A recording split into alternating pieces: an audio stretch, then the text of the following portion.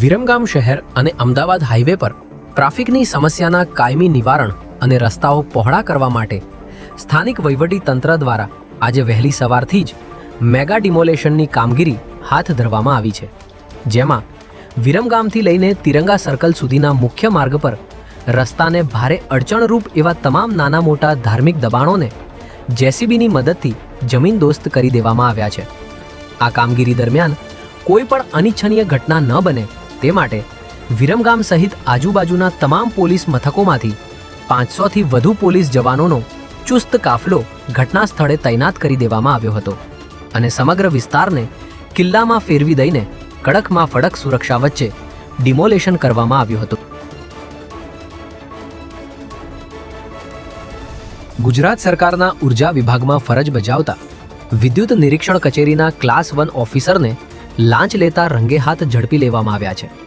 એક અરજદારે solar panel લગાવવા માટે જરૂરી એનઓસી મેળવવાનું હતું, જેને મંજૂરી આપવાના અવેજમાં મુખ્ય વિદ્યુત નિરીક્ષક અશ્વિન ચૌધરીએ 5 લાખની લાંચ માંગી હતી, જેથી ફરિયાદીએ એસીબીને આ બાબતે જાણ કરી હતી. ત્યારે એસીબીની ટીમે છટકું ગોઠવી ક્લાસ 1 ઓફિસર અશ્વિન ચૌધરીને લાંચની રકમ સ્વીકારતા રંગે હાથ ઝડપી લીધા હતા. ધરપકડ બાદ એસીબીની અલગ અલગ ટીમો દ્વારા આરોપી અધિકારીના ગાંધીનગર, અમદાવાદ અને સુરત સ્થિત રહેઠાણો પર એક સાથે સર્ચ ઓપરેશન હાથ ધરી 2 કરોડ અને 64 લાખની મતા પણ કબજે કરવામાં આવી છે.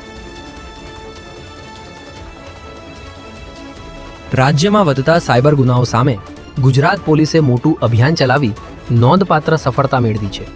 મુખ્યમંત્રી ભૂપેન્દ્ર પટેલના માર્ગદર્શન અને રાજ્યના ગૃહમંત્રી હર્ષ સંઘવીના નેતૃત્વમાં ગુજરાત પોલીસના સાયબર સેન્ટર ઓફ એક્સલન્સ દ્વારા ચલાવવામાં આવેલા ઓપરેશન મ્યુલ હન્ટ 1.0 હેઠળ 2289 કરોડના સાયબર ફ્રોડનો પર્દાફાશ કરવામાં આવ્યો છે.